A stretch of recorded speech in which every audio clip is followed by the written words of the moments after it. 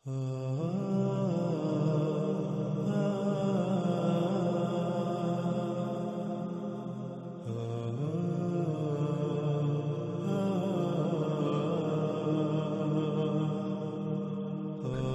ناظرین، جیسا کہ ہم اس روایت میں رسول اللہ صلی اللہ علیہ وآلہ وسلم کے الفاظ کو دیکھا کہ رسول اللہ صلی اللہ علیہ وآلہ وسلم نے اس خام تیل کو، جسے آج انسان اپنے لیے مسیحا سمجھتا ہے، جس خام تیل کی وجہ سے پوری دنیا طرح طرح کی آسائشوں، سہولتوں اور آسانیوں سے مزین ہو چکی ہے، اسے رسول اللہ صلی اللہ علیہ وآلہ وسلم نے دجال یعنی دھوکہ کہا تھا۔ یعنی حقیقت میں یہ مسیحا نہیں ہوگا۔ یہ زمین کا خون جسے آج انسان نے نکالا، اسے اپنے لیے مسیحا کا نام دیتا ہے، اسے اپنے لیے مسیحا سمجھتا ہے، لیکن اس کے نقصانات کیا ہیں؟ ان پر جتنی بھی بات کی جائے اتنی ہی کم ہے۔ اسی خام تیل جس کو رسول اللہ صلی اللہ علیہ وآلہ وسلم نے جفال شر اور انسان کے لیے دجال کہا، اس کے نکالنے کی وجہ سے آج نہ صرف زمین جگہ جگہ سے دنس رہی ہے، بلکہ زمین کی پیدا کرنے کی صلاحیت متاثر ہو چکی ہے، اور اسی خام تیل کے نکالنے کی وجہ سے زمین کا توازن بگڑ چکا، جس کی وجہ سے زلزلے، طوفان اور آندیاں آ رہی ہیں، اور اس کے علاوہ اسی خام تیل کے نکالنے کی وجہ سے انتہائی بڑے بڑے غیر معمولی عوامل وقوع پذیر ہو رہے ہیں، جو عنقریب انسان کو ایک بڑی تباہی کی صورت میں اپنی لپیٹ میں لے لیں گے۔ اسی خام تیل ہی کی وجہ سے وجود میں آنے والی فارماسیوٹیکل انڈسٹری یعنی ادویات بنانے کے کارخانے، ادویات کا شعبہ، جن ادویات کو انسان اپنے لیے مسیحا سمجھتا ہے، وہ ادویات انسان کے لیے زہر قاتل ثابت ہو رہی ہیں۔ ایسی ادویات کہ جب کسی بیماری کے لیے کوئی دوا خلق کی جاتی ہے، بنائی جاتی ہے، تو وقتی طور پر تو اس دوائی سے، اس بیماری سے آرام ملتا ہے، شفا حاصل ہوتی ہوئی نظر آتی ہے، لیکن حقیقت یہ ہے کہ جب ایک انسان ایک بیماری سے شفا کے لیے اس دوائی کو اختیار کرتا ہے، اسے استعمال کرتا ہے، تو وقتی طور پر تو اسے اس کا فائدہ نظر آتا ہے، لیکن بعد میں وہی دوائی اس ایک کی بجائے کئی طرح طرح کی بیماریوں کا باعث بنتی ہے، اور جس بیماری سے پہلے انسان کو شفا حاصل ہوتی ہوئی نظر آئی، وہی بیماری بعد میں ناسور بن چکی ہوتی ہے۔ اور یہ دجل ایسا دجل ہے کہ جس کو سمجھنا انتہائی مشکل ہے۔ پوری دنیا کے بڑے بڑے عقل مند انسان بھی اس دجل کا شکار ہو چکے۔ کوئی بھی ایسا نظر نہیں آتا جو اس دجل کو دجل کہے، جو اسے دجال کہے، بلکہ ہر کوئی جو بڑے بڑے دماغ ہونے کے دعوے دار ہیں، وہ بھی اس دجل کو اپنے لیے مسیحا ہی تصور کرتے ہیں۔ ان ادویات کی، اس خام تیل سے بننے والی ایجادات کی حقیقت کیا ہے؟ جیسے جیسے ہم آگے بڑھیں گے، اللہ کے فضل سے ہم پر ویسے ویسے حقیقت کھلتی چلی جائے گی۔ اس دجال کا قتل ہوتا چلا جائے گا، اس دجل کا پردہ چاک ہوتا چلا جائے گا، یہ دجل چاک ہوتا چلا جائے گا۔ ان اشیاء پر، ان ایجادات پر، ان مخلوقات پر پڑا دجل کا پردہ، جس وجہ سے یہ دجال ہیں، یہ سب ہمارے سامنے آ جائے گا۔ رسول اللہ صلی اللہ علیہ وسلم نے کہا، اس کا دیکھنے کا ایک آلہ باہر کو نکلا ہوا ہوگا، یعنی دجال ہوگا جیسے کہ بالکل سبز چمکدار شیشہ، اور میں اللہ کی پناہ میں آتا ہوں عذاب قبر سے۔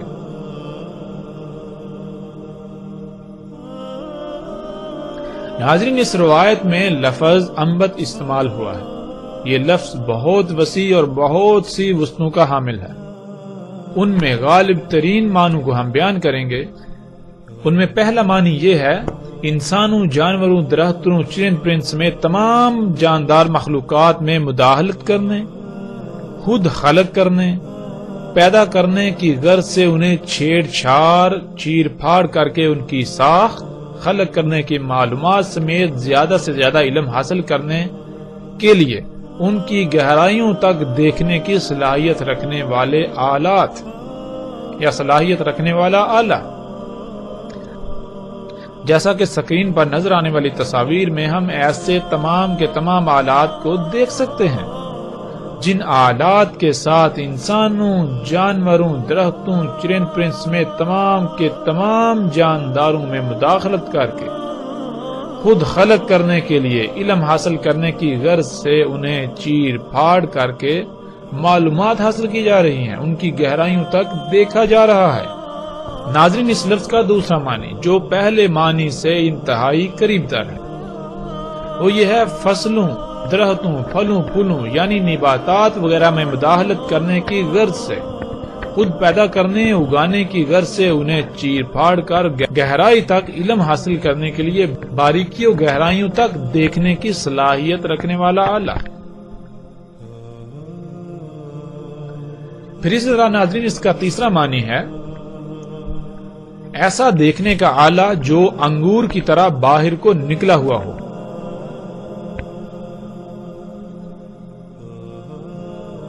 اور عربی میں انبت اس آنکھ کو بھی کہتے ہیں جو کسی بیماری کی وجہ سے پھول کر انگور کے دانے کی طرح باہر کو آ جاتی ہے، جیسا کہ آپ اس تصویر میں دیکھ سکتے ہیں۔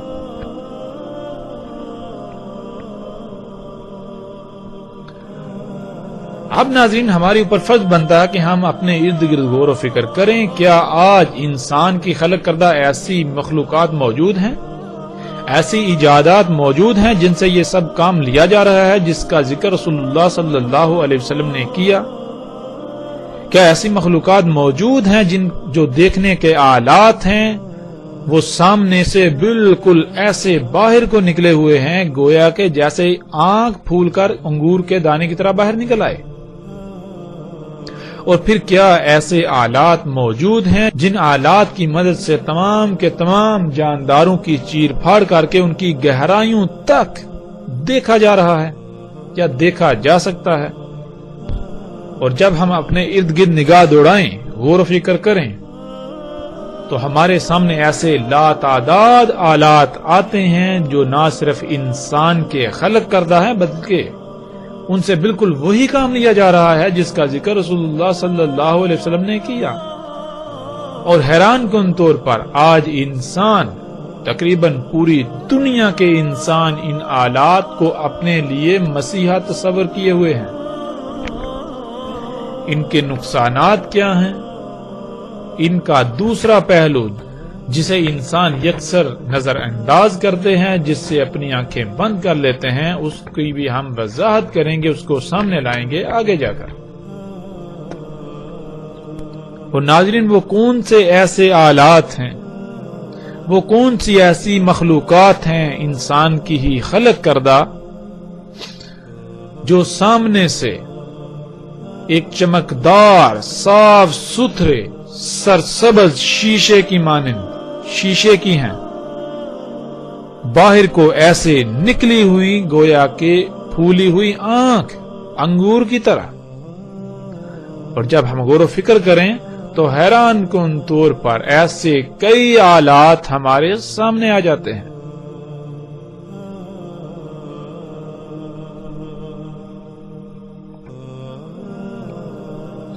رسول اللہ صلی اللہ علیہ وسلم نے کہا اس کا ایک دیکھنے کا آلہ انگور کی طرح باہر کو نکلا ہوا پھولا ہوا، یعنی دجال بالکل جیسے کہ وہ صاف ستھرا چمکدار شیشہ ہے، سرسبز، ترقی و خوشحالی دیکھنے اور دکھانے والا۔ وہ کون سا آلہ ہے جو آج ہمیں خوشحالی اور ترقی دکھاتا ہے، جو سبز ہے، جو شیشے کا ہے، جو پھول کر انگور کے دانے کی طرح باہر کو نکلا ہوا ہے؟ وہ کون سا آلہ ہے کہ جو شیشے کا ہے اور وہ بالکل سامنے سے باہر کو اس طرح نکلا ہوا ہے جیسے کہ آنکھ پھول کر انگور کے دانے کی طرح باہر نکل آ گئی ہوتی ہے؟ وہ آلہ ہماری آنکھوں کے سامنے ہے۔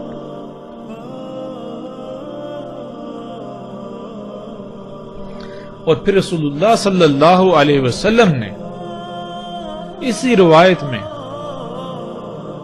دجال کے اس فتنے کو عذاب قبر سے مشروط کر دیا۔ رسول اللہ صلی اللہ علیہ وسلم نے اس کے ساتھ ہی قبر کے عذاب سے اللہ کی پناہ میں آنے کی دعا کی۔ عذاب قبر کیا ہے؟ جب تک ہم اسے نہیں سمجھیں گے ہمیں اس بات کی سمجھ نہیں آئے گی۔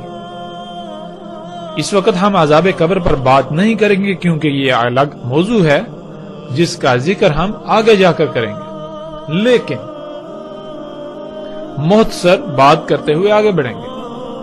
اللہ سبحانہ و تعالیٰ نے قرآن میں ان انسانوں کو مردہ اور قبروں میں قرار دیا جو غور و فکر نہیں کرتے، جو آنکھوں، کانوں اور دل کا استعمال اس طرح سے نہیں کرتے، ان مقاصد کے لیے نہیں کرتے جس مقصد یا جن مقاصد کے لیے اللہ سبحانہ و تعالیٰ نے یہ عطا کی۔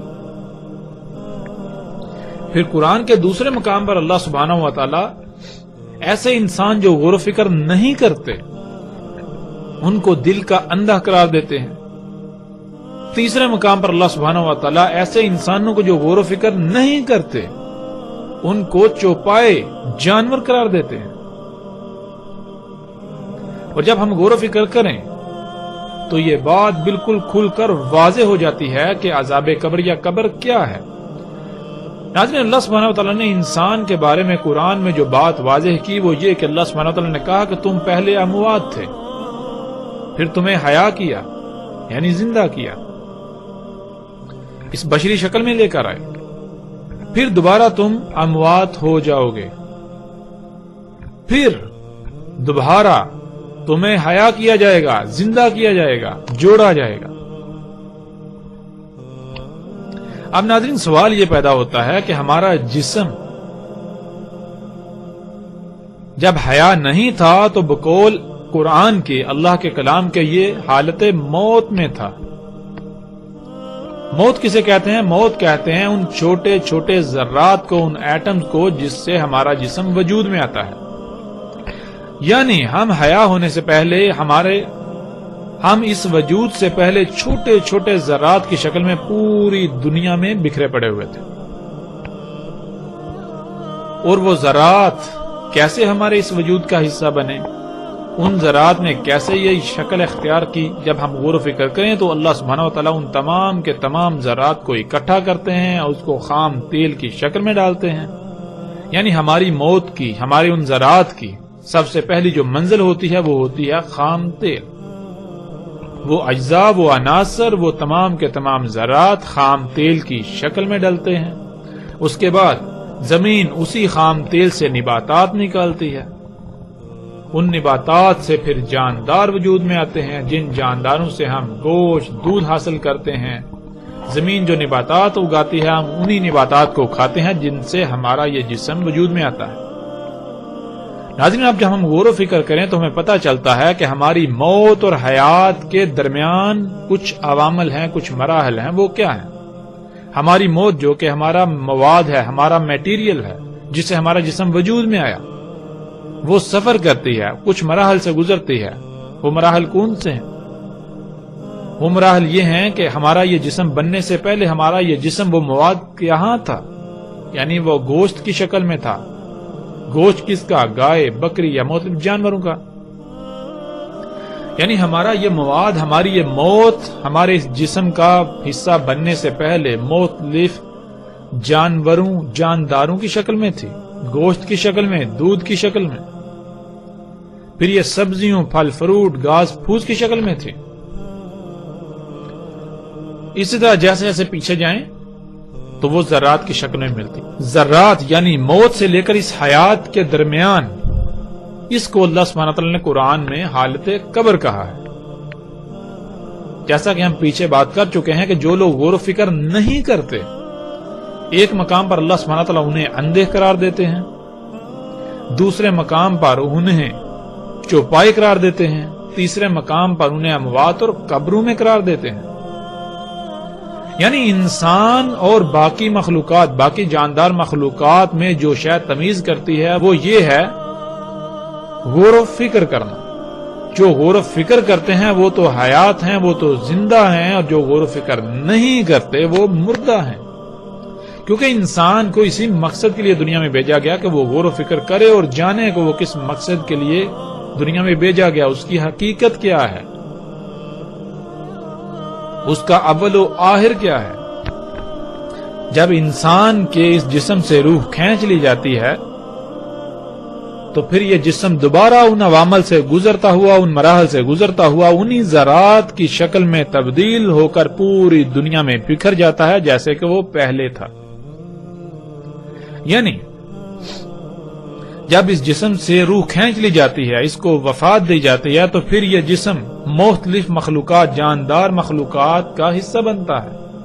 اس جسم کو مختلف کیڑے مکوڑے کھاتے ہیں، وہ کیڑے مکوڑے اور مخلوقات کی خوراک بنتے ہیں، یعنی ان کے وجود کا حصہ بن جاتے ہیں۔ اس طرح چلتے چلتے پیچھے چلتے چلتے ایک وقت ایسا آتا ہے جب دوبارہ انسان اسی حالت میں پلٹ جاتا ہے جس حالت میں وہ پہلے تھا، چھوٹے چھوٹے ذرات کی شکل میں وہ پوری دنیا میں بکھر جاتا ہے۔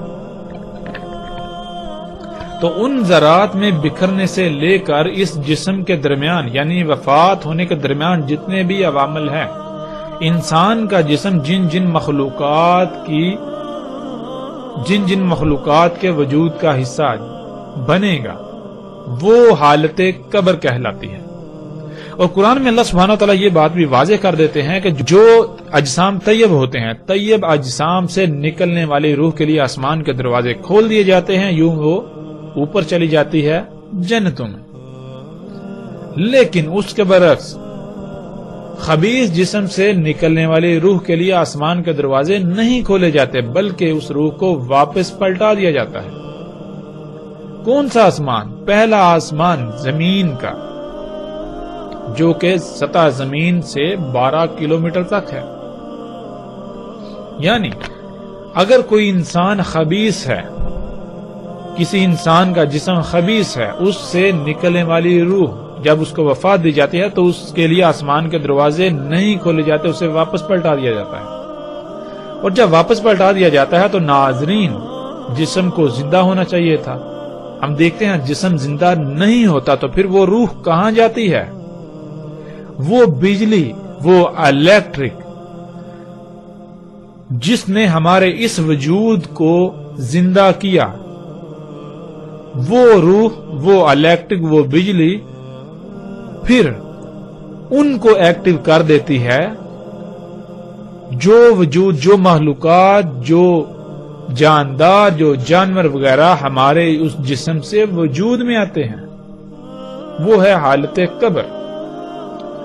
تو پھر خبیث جسم سے کیا بنے گا؟ خبیث سے خبیث ہی وجود میں آئے گا۔ تو خبیث کون سے جاندار ہیں؟ ہم غور و فکر کریں، سانپ، بچھو، اس طرح کے غلیظ اور خبیث جتنے بھی جاندار ہیں، گویا کہ یہ سب کے سب انسان کی حالت قبر ہے۔ انشاءاللہ ناظرین، اللہ کے فضل سے قبر کے عذاب کے اوپر قرآن سے آیات کی روشنی میں ہر پہلو سے، ہر لحاظ سے کھول کھول کر بات کریں گے، لیکن آئندہ نشستوں میں الگ موضوع کے تحت۔ ناظرین، یہاں سوال یہ پیدا ہوتا ہے کہ رسول اللہ صلی اللہ علیہ وآلہ وسلم نے دجال کی اس سبزہ خوشحالی دکھانے والی آنکھ کو عذاب قبر سے مشروط کیوں کر دیا؟ اس کے ذکر کے فوراً بعد اللہ سے قبر کے عذاب سے پناہ میں آنے کی دعا کیوں کی؟ اس لیے کیونکہ آج یہی دجال کی آنکھ جو ہمیں سبزہ دکھاتی ہے، جو ہمیں خوشحالی دکھاتی ہے، وہ سبزہ نہیں ہے۔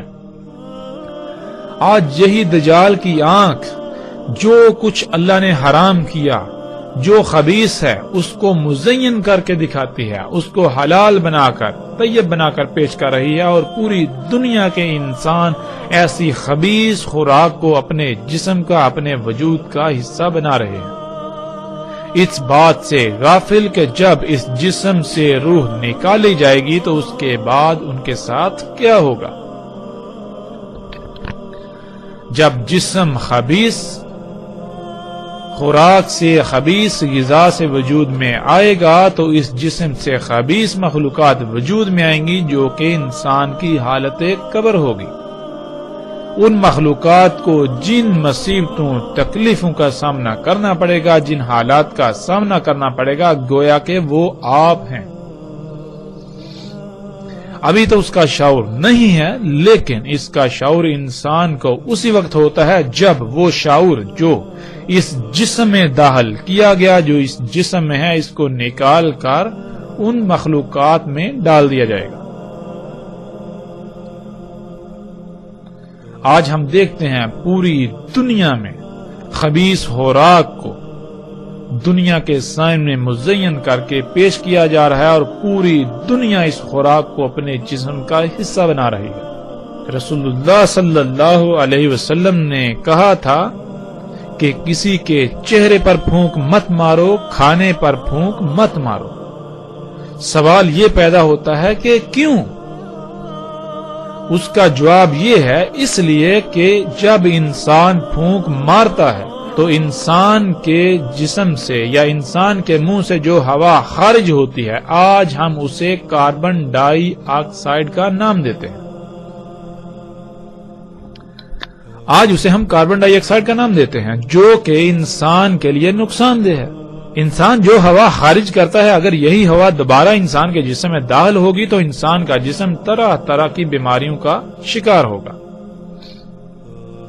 اور اگر اس ہوا کی مقدار انسان کے جسم میں ایک حد سے تجاوز کر جائے تو انسان موت کا شکار بھی ہو سکتا ہے۔ یہی وہ وجہ تھی جس وجہ سے رسول اللہ صلی اللہ علیہ وسلم نے کہا تھا کہ کسی کے چہرے پر پھونک مت مارو، کھانے پر پھونک مت مارو۔ کیوں؟ اس لیے کہ جب تم کسی کے چہرے پر پھونک مارو گے تو اس پھونک میں کاربن کے ایٹمز، کاربن ذرات اس انسان کے سانس کے ذریعے اس کے جسم میں داخل ہو جائیں گے، جو اس کے لیے طرح طرح کی بیماریوں کا باعث بنیں گے۔ اور اگر تم کھانے پر پھونک مارو گے تو کھانے میں وہ کاربن کے ذرات جذب ہو کر تمہاری خوراک اس کھانے کے ذریعے جسم میں داخل ہوں گے اور جسم کو مفلوج کریں گے، بیماریوں کا شکار کریں گے۔ اور ناظرین، آج دجال کی یہ آنکھ پوری دنیا کو اسی گیس کو اپنے جسموں میں انڈیلنے کی دن رات دعوت دے رہی ہے، اور یہ آنکھ اسی گیس کو مزین کر کے دکھاتی ہے۔ آج اس آنکھ سے نظر آنے والے جو اشتہارات آپ دیکھتے ہیں مختلف مشروبات کے، جن میں کوک، پیپسی، مرنڈا اور اس طرح کے طرح طرح کے مشروبات شامل ہیں، ان میں جو گیس پائی جاتی ہے وہ بالکل وہی گیس ہے جو انسان خارج کرتا ہے، یعنی کہ کاربن ڈائی آکسائڈ گیس۔ رسول اللہ صلی اللہ علیہ وسلم نے اس کی معمولی سے معمولی مقدار سے بھی منع کیا، اس سے دور رہنے کی تلقین کی، لیکن آج انسان اس کے برعکس ایک بہت بڑی مقدار میں اسی گیس کو اپنے جسم میں انڈیلتا ہے اور پھر طرح طرح کی بیماریوں کا شکار ہوتا ہے۔ یوں وہ پھر ادویات کھاتا ہے، وہ ادویات جنہیں اپنے لیے مسیحا تصور کرتا ہے، وہی ادویات پھر مزید اس میں سائیڈ ایفیکٹس یعنی مزید بیماریوں کا شکار کرتے ہیں۔ پھر انسان اسی گن چکر میں دھنس کر رہ جاتا ہے۔ اس کے باوجود وہ ان تمام کی تمام اشیاء، ان تمام کی تمام ایجادات، ان تمام کی تمام مخلوقات کو اپنے لیے مسیحا تصور کرتا رہتا ہے۔ آج یہی دجال کی آنکھ طرح طرح کی خبیث خوراکیں جو ہمارے سامنے پیش کرتا ہے، ایسی مزین کر کے کہ پوری دنیا آج بڑے شوق سے ان خوراکوں، ان اشیاء کو کھاتی، ان خوراکوں کو، اس غذا کو اپنے اجسام کا حصہ بناتی۔ قرآن میں اللہ سبحانہ و تعالی نے بہت سختی سے منع کر دیا۔ آج یہی دجال کی آنکھ پوری دنیا کے انسانوں کو ایسے بیج استعمال کرنے کی دعوت دیتی ہے کہ جو غیر فطرتی ہیں، جن بیجوں سے اگنے والی فصلیں، پھل، سبزیاں کھانے سے انسان طرح طرح کی بیماریوں کا شکار ہو رہے ہیں، طرح طرح سے مفلوج ہو رہے ہیں۔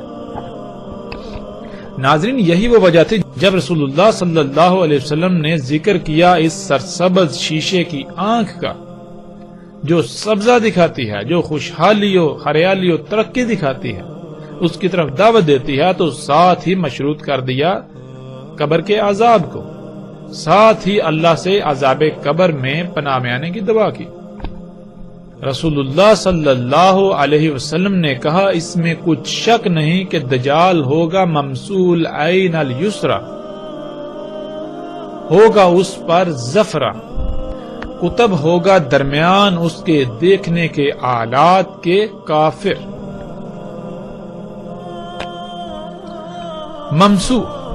ممسو کہتے ہیں بالکل سپاٹ، بالکل صاف، اتنا چمکدار کے بیچ سے عکس نظر آئے، گھس کر ایسے صاف کیا ہوا جیسے کہ چمکتا ہوا شیشہ، کچھ مٹا ہوا، کسی شے کو باریک بینی سے اس کے چپے چپے کو دیکھ کر نقشہ بنانے کی صلاحیت ہونا، یا جو دیکھنا اسے حفظ یعنی ریکارڈ کرنے کی صلاحیت ہونا، پوشیدہ اشیاء یا کسی بھی شے کی تلاش کے لیے کسی جگہ یا کسی بھی شے کا انگ انگ بہت ہی باریک بینی سے چھان مارنا، سکین کرنے والا۔ العین جس کو ہم پہلے بھی جان چکے ہیں، العین کہتے ہیں رنگوں کا ادراک کرنے والا، یعنی دیکھنے والا آلہ، دیکھنے کا آلہ۔ زفرہ، ناظرین زفرہ کا ترجمہ ناخن کا کیے جاتے ہیں۔ عربی کا لفظ زفرہ استعمال ہوتا ہے ناخن کے لیے، تمام کے تمام جانوروں کے کھروں پر خول کے لیے، درندوں کے پنجے، سپ وغیرہ، ناخن، پنجے، کھروں، خول، سپ وغیرہ سمیت تمام مخلوقات میں اس طرح کی شے کو زفر کہا جاتا ہے۔ اور جب ہم اس میں غور و فکر کریں تو ہم پر یہ بات بالکل کھل کر واضح ہو جاتی ہے کہ ناخن ہوں، پنجے ہوں، سپ ہوں، جانوروں کے کھروں کے خول ہوں، بنیادی طور پر یہ سخت پلاسٹک ہے، ہارڈ پلاسٹک۔ اس لیے عربی میں زفرہ کہتے ہیں ہارڈ پلاسٹک کو، یعنی اس مواد کو جس مواد سے ناخن وجود میں آتے ہیں۔ ناخن کیا ہے؟ ناخن پلاسٹک ہے۔ زفرہ کہتے ہیں کسی بھی شے میں مخلوق پلاسٹک کو، سخت پلاسٹک کو۔ تو ناظرین رسول اللہ صلی اللہ علیہ وسلم نے کہا دجال کا دیکھنے کا آلہ ہوگا انتہائی آسانی سے دیکھنے والا، بالکل سپاٹ، بالکل صاف، اتنا چمکدار کے بیچ سے عکس نظر آئے، گھس کر ایسے صاف کیا ہوا جیسے چمکتا ہوا شیشہ، کچھ مٹا ہوا، کسی شے کو باریک بینی سے اور اس کے چپے چپے کو دیکھ کر نقشے بنانے کی صلاحیت رکھنے والا، یا جو دیکھے گا اس کو حفظ یعنی اپنے اندر محفوظ ریکارڈ کرنے کی صلاحیت رکھنے والا،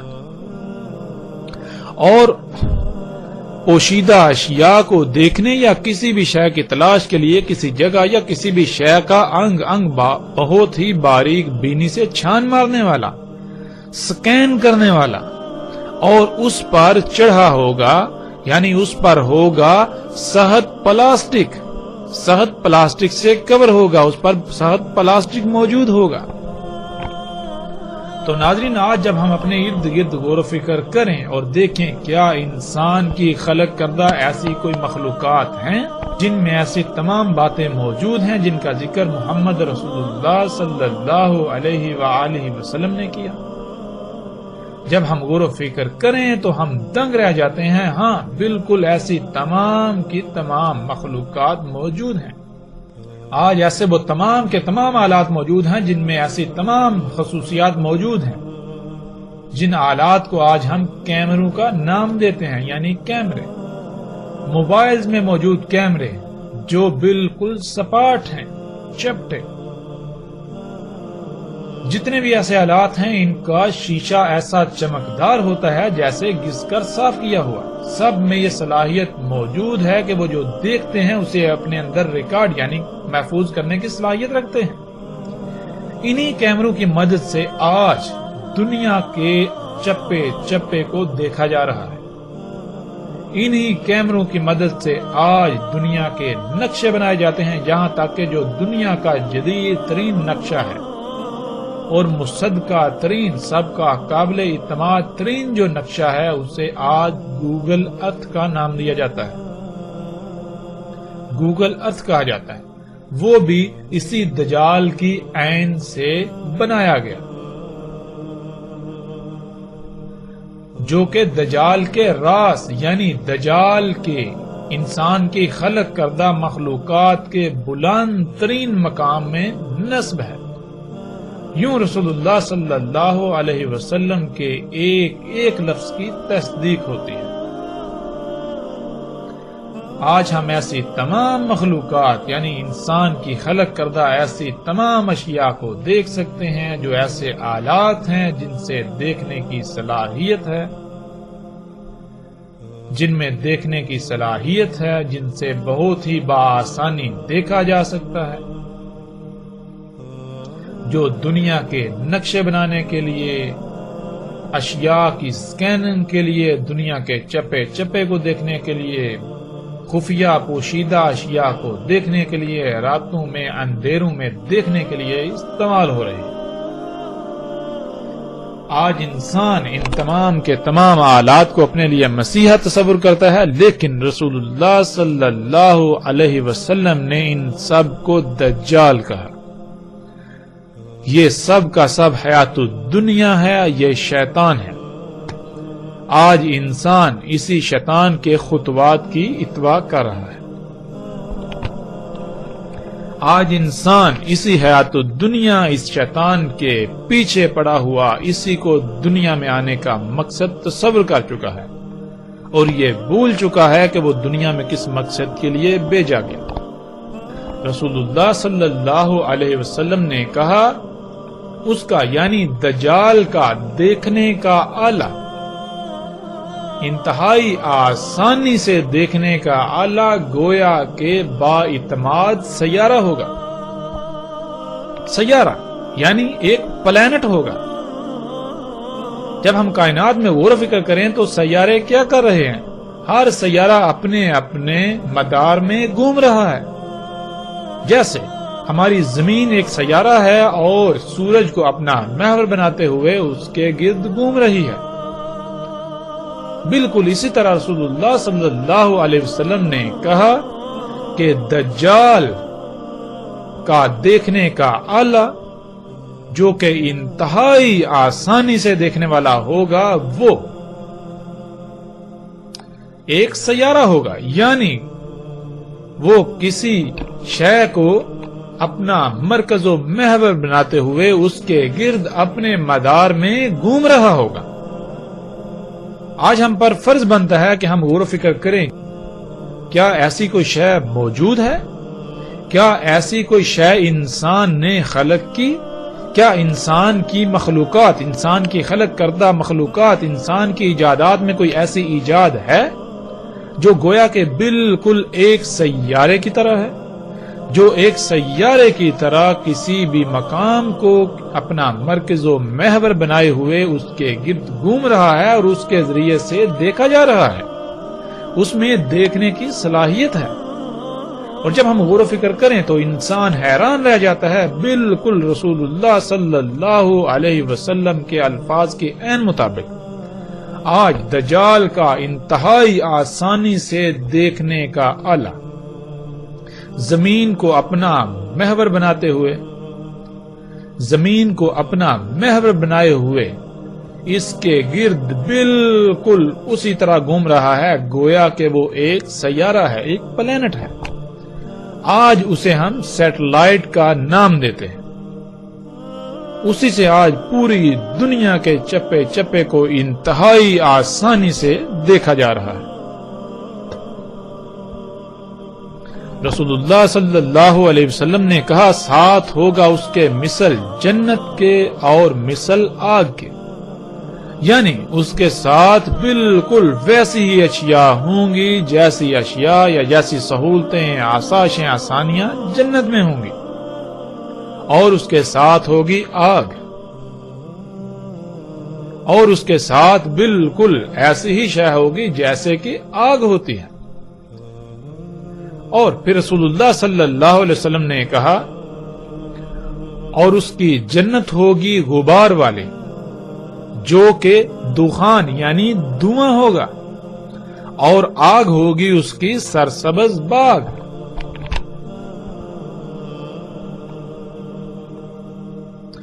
رسول اللہ صلی اللہ علیہ وسلم نے کہا اور ساتھ ہوگا اس کے مثل جنت کے اور مثل آگ کے، اور جنت ہوگی اس کی غبار سے بری ہوئی جو کہ دھواں ہوگا، اور آگ اس کی سرسبز باغ ہوگی۔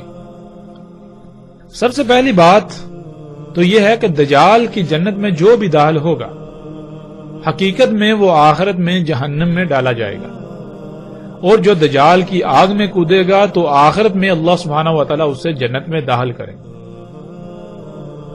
اس کا ایک پہلو تو یہ ہے، لیکن اس کے علاوہ دنیا میں بھی دجال کی جنت حقیقت میں جہنم ہوگی، حقیقت میں دھویں سے بری ہوئی۔ جنت کسے کہتے ہیں؟ آسائشیں، سہولتیں اور آرام دہ جگہ کو، جہاں انسان کی خواہشات کی تکمیل ہو، جو انسان چاہے اسے حاصل ہو جائے۔ اور آج ہم دیکھتے ہیں کہ پوری دنیا جو کہ جنت کا منظر پیش کر رہی ہے، انسان جو چاہتا ہے اسے حاصل ہو رہا ہے، طرح طرح کی آسائشیں، سہولتیں، آسانیاں میسر ہیں، آرام بہت ہے، دل لبا دینے والی مزین اشیاء ہیں، لیکن یہ جنت پوری کی پوری جنت دھویں سے بری ہوئی ہے، اور اسی دھویں کی وجہ سے لا تعداد بیماریاں، حادثات، طوفان، زلزلے اور مصیبتوں سے انسان گرا ہوا ہے۔ کیوں رسول اللہ صلی اللہ علیہ وآلہ وسلم کے الفاظ کے عین مطابق آج جن معاشروں، جن سوسائٹیوں کو انسان اپنے لیے جنت تصور کیے ہوئے ہیں، آسائشیں، سہولتیں، آرام سے بری ہوئی جگہ تصور کرتا ہے، وہ دھویں سے بری ہوئی ہیں، اور اس دھویں کی وجہ سے جہنم کا منظر پیش کر رہی ہیں، اور ہم اپنی آنکھوں سے یہ مناظر آج دیکھ سکتے ہیں۔ اور جہاں آگ برسائی جا رہی ہے وہ جگہیں صرف اور صرف وہی ہیں جو فطرت پر ہیں، جو حقیقتاً سرسبز باغ ہیں۔ ایسے لوگوں کو آج چن چن کر مارا جا رہا ہے، ان پر آگ برسائی جا رہی ہے جو یہ کہتے ہیں کہ دین فطرت ہے اور فطرت پر قائم ہونا ہے، ہم فطرت پر قائم ہونا چاہتے ہیں، دنیا کو فطرت پر قائم کرنا چاہتے ہیں۔ اسی دجال کی جنت کے بارے میں چند خبریں آپ کے سامنے۔